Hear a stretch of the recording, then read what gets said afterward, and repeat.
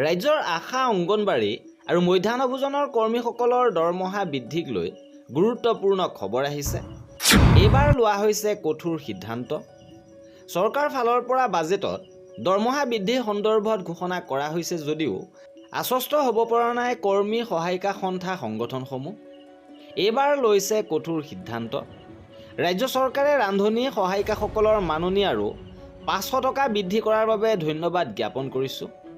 মুখ্যমন্ত্ৰী মহোদয়ে ৰন্ধন কৰ্মীসকলৰ সৈতে আলোচনাত মিলিত হোৱাত প্ৰতিশ্ৰুতি দিয়া মতে কথা ৰাখিছে যদিও 500 টকা বৃদ্ধি কৰা বিষয়টো আমাৰ ৰন্ধন কৰ্মীসকলৰ মাজত সুখ আৰু কষ্ট দিছে। কাৰণ ৰন্ধন কৰ্মীসকলৰ চাকৰি নিয়মীয়াকৰণৰ দাবী আছিল আমাৰ। লগতে ৰন্ধন কৰ্মীসকলৰ মাননি 9600 টকালৈ বৃদ্ধি কৰাৰ দাবী আছিল। আৰু এই সন্দৰ্ভত শেহতীয়াভাৱে সদৌ অসম প্ৰাথমিক ও উচ্চ প্ৰাথমিক বিদ্যালয় মধ্যাহ্ন ভোজন ৰান্ধনী সহায়িকা সন্থায়ো সেই সম্পৰ্কত প্ৰকাশ কৰিছে। বিজ্ঞপ্তিৰ জৰিয়তে প্ৰকাশ কৰা তথ্যসমূহ এনেধৰণৰ যে 27 ফেব্ৰুৱাৰীত 1 লাখ ৰন্ধন কৰ্মীয়ে কঁপাই তুলিব। চৰকাৰ ৰঙা চকু ভয় নকৰে ৰন্ধন কৰ্মীয়ে।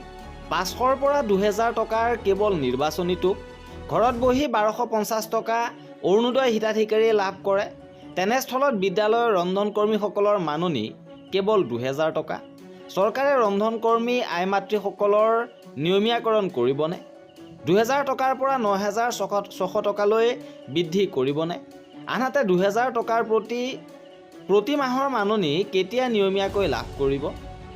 এনেধৰণে কেইবাটাও দাবীৰে 27 ফেব্ৰুৱাৰী 1 লাখ ৰন্ধন কৰ্মীয়ে প্ৰতিবাদী কাৰ্যসূচী ৰূপায়ণ কৰিবলৈ গৈ আছে। ইপিনে আশা আৰু অংগনবাড়ী কৰ্মীসকলো আশ্বস্ত নহয়। তেওঁলোকেও চাকৰি নিয়মীয়াকৰণৰ বাবে দাবী উত্থাপন কৰিছে। আৰু এয়া আছিল এই ভিডিঅ'টোত। কৰ্মচাৰীসকলৰ সকলো খবৰ পাই থাকিবৰ বাবে আমাৰ চেনেলটো ছাবস্ক্ৰাইব কৰি ৰাখিব। ভিডিঅ'টো শেষৰলৈকে চোৱাৰ বাবে বহুত ধন্যবাদ।